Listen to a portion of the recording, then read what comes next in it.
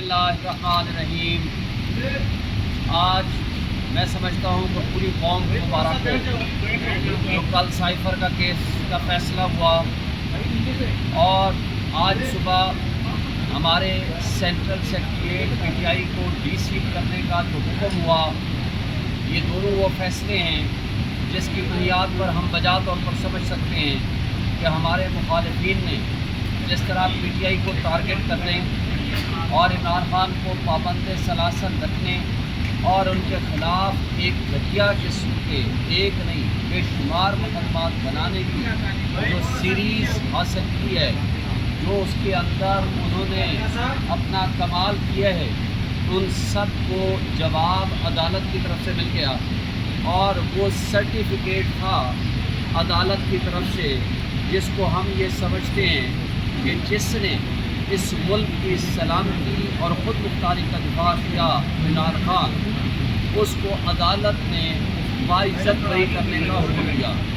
और ये मुकदमा, ये चालान, ये चार्जशीट पूरी कौम के खिलाफ है। इसलिए बेतारीख इस बात को याद रखी कि आपने एक ऐसे हीरो और लीडर के ख़िलाफ़ वो मुकदमा बनाया और वो इल्ज़ाम लगाया जो इल्ज़ाम ये था कि आपने अपने मुल्क की सलामती का दिफा क्यों किया। क्योंकि पिछले 2 हफ्ते पहले prosecutor, special prosecutor general justice retired Syed Hamid Ali Shah साहब ने अदालत में आके एडमिट किया कि जनाब उस साइफर के अंदर, और दोस्तों बातें ना करें, आवाज़ डिस्टर्ब सर जोर से बोलें थोड़ा सा जी। मैं हामिद अली शाह साहब ने पिछले हफ्ते आके इस बात को एडमिट किया कोर्ट के अंदर कि जनाब उस साइफर के अंदर ये लिखा हुआ है कि अगर इमरान खान को ना हटाया गया तो पाकिस्तान नताइज भुगतने के लिए तैयार हो जाए। तो लिहाजा वो जो इमरान खान ने सच बोला था कि इस मुल्क के सलामती और खुद मुख्तारी के मामलात में इंटरफेरेंस और बेजा मुदाखलत नहीं होनी चाहिए, उसको प्रोसिक्यूटर ने आकर के सर्टिफाई किया। लिहाजा अदालत ने वो सर्टिफाई कर दिया कि पाकिस्तानी कौम का सर फ़ख्र से बुलंद हो गया। इसलिए कि वरना ताहयात जब तक ये मुकदमा रहता तो पाकिस्तान में एक बात पूरी दुनिया में मैसेज जाता कि कैसी पाकिस्तानी कौम है कि जिसके हीरो, जिसने उनका दिफा किया, उसको इन्होंने मुजरिम कर दिया और जिन्होंने उसको कहा कि बेगर्स आर नॉट चूज़र, जिसने अपने आप को भिखारी तस्लीम किया, उसको इन्होंने अपना हुक्मरान बना दिया। शहबाज शरीफ ने ग़ुलामी का तौक अपने गले में डाल के इक़्तिदार हासिल करके, ख्वाजा आसिफ ने कहा कि अमेरिका हमारा वेंटिलेटर है, और ये ग़ुलामी का तौक लेने के बाद, इक़्तिदार हासिल करने के बाद वो बेइज्जत भी हुए हैं और डिसरिस्पेक्ट भी अल्लाह ने उनके खाते में डाली। दूसरा केस, आज इमरान खान के लिए कोई मुकदमा ऐसा बाकी नहीं है जिसमें उनको बरीयत ना हो चुकी हो या उसमें बेल ना हो चुकी हो सिवाय इद्दत केस के। और मैं समझता हूँ कि हमारा दुश्मन इतना कमज़र्फ और घटिया है जो इद्दत जैसे 3rd क्लास मुकदमात बनाता है और मियाँ बीवी के एक मुक़द्दस रिश्ते के अंदर वो दरार डालने की कोशिश करता है कि जिस केस को हम अपने बच्चों के साथ, अपने फैमिली के साथ बैठ के नहीं देख सकते। यानी इस कमज़र्फ और घटिया दुश्मनों से ऐसी ही तवक्को रखी जा सकती है जो उन्होंने मुकदमात बनाए हैं। और उसके बाद जिस तरह हमारे सेंट्रल सेक्रेटरीट को रात की तारीकी में जिस तरह डिमोलिश किया और रात की तारीकी में जिस तरह सील किया, वो ये समझते थे कि हम पाबंद हो चुके हैं सिर्फ एक कमरे के या एक मकान के। एक मिनट आगे मैडम, इनको फ्रेश ऑफ करने के बाद में आप आगे आइए। वो ये समझते थे कि एक मकान या एक सेक्रेटरीट जो कि बना हुआ है एक ऑफिस के अंदर, हम उसके पाबंद हैं ताकि हमें रिकॉर्ड नहीं मिलेगा। इधर से सुप्रीम कोर्ट में یہ پٹیشن لگ چکی ہے ریزرو سیٹس کے متعلق.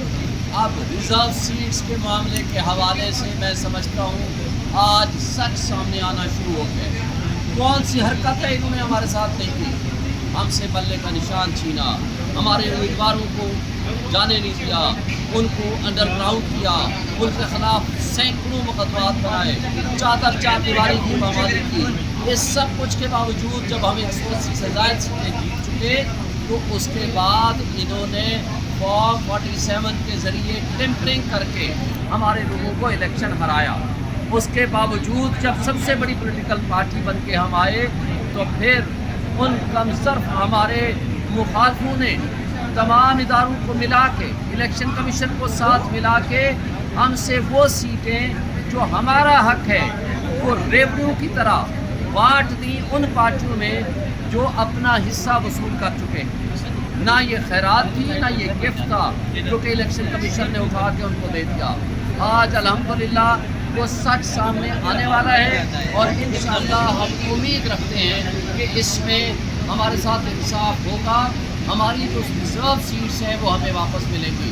اور پھر آپ نے دیکھا کہ اسلام آباد ہائی کورٹ کے جسٹس طارق محمود جہانگیری صاحب نے اسلام آباد کے کٹ پتلی MNAs کو جب نوٹس کیا کہ اپنے فارم 45 لے آئیں تو وہ بھاگتے ہوئے الیکشن کمیشن پہنچ گئے کہ جناب ہمیں یہ کہتے ہیں کہ اگر ایفیڈیوٹ جھوٹا دیا تو ہم آپ کو جیل بھیج دیں گے.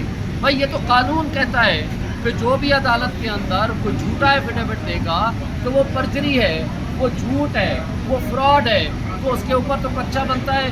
وہ یہاں پہنچ گیا کہ جناب ہماری جان بخشی کراؤ، ہمیں فارم 45 نہ دینا پڑے، ہمیں عدالت میں جواب نہ دینا پڑے، لہٰذا یہ بدل دو، ٹریبونل ہی بدل دو. اور اس کے لیے انہوں نے ان کٹ پتلیوں نے ایک رات کی تاریخی میں آرڈیننس جاری کر دیا. ہم انشاءاللہ بجا طور پر یہ توقع رکھتے ہیں عدلیہ سے انشاءاللہ ہمیں انصاف ملے گا اور انشاءاللہ پھر سپرو ہوگی اور یہ کٹ پتلی اپنے انجام میں پہنچے گی. یہ کورٹ کمیٹی کہتی ہے کہ جو جسٹس قاضی فائز عیسیٰ ہے ان کے اوپر ہمارا جو اعتماد ہے اور اندر جب آپ کورٹ میں ہوتے ہیں تو آپ ان پہ اعتماد کر رہے ہوتے ہیں، جب آپ باہر ہوتے ہیں تو ان کے اوپر آپ جو ہے وہ ڈسپلین کرتے ہیں. ایک پولیٹیکل پارٹی نے اپنا اعلامیہ جاری کر دیا. باقی جو ہمارے وکلاء صاحبان ہیں، لیگل ایڈوکیٹس ہیں، وہ اپنے کیس کے میرٹس کو بہتر جانتے ہیں. تو ہم یہ سمجھتے ہیں کہ وکلاء کی جو پالیسی ہوگی ہم سب اس کو فالو کریں گے. سر یہ بتائیے کہ جو جج آپ کے حق میں فیصلہ دے دیتا ہے تو پھر وہ آپ کے لیے اچھا بن جاتا ہے، لیکن جو آپ کے مخالف فیصلہ کر دیتا ہے تو پھر آپ اس کے مخالف بیانات دینے شروع کر دیتے ہیں. انصاف پہ فیصلہ کریں، انصاف کے راستے میں جو رکاوٹیں پیدا کرے گا. دیکھیں بلے کے نشان کی جو بات ہے، مجھے بتائیں پوری دنیا کے جورسٹ نے یہ کہا کہ پاکستان کے کانسٹیٹیوشن کو آپ نے ایک پارٹی کے کانسٹیٹیوشن کے تابع کر دیا. تو یہ کیسے ممکن ہے کہ 70% عوام ہمارے ملک کی ناخواندہ ہے؟ یہ ان کا حق ہے کہ وہ یہ نشان دیکھ کے وہ فیصلہ کریں کہ کس پارٹی کو ووٹ دینا ہے. لیکن آپ نے عوام سے وہ حق رائے دہی چھین لیا. تو لہٰذا کوئی بھی فیصلہ آئے گا ہمارا یہ حق ہے کہ ہم جائز تنقید کریں، مگر آپ تمام پاکستان کے جورسٹ ان سے آپ پوچھ لیں، تمام صحافیوں سے پوچھ لیں کہ اس کیس کے اندر کیا غلطی ہے.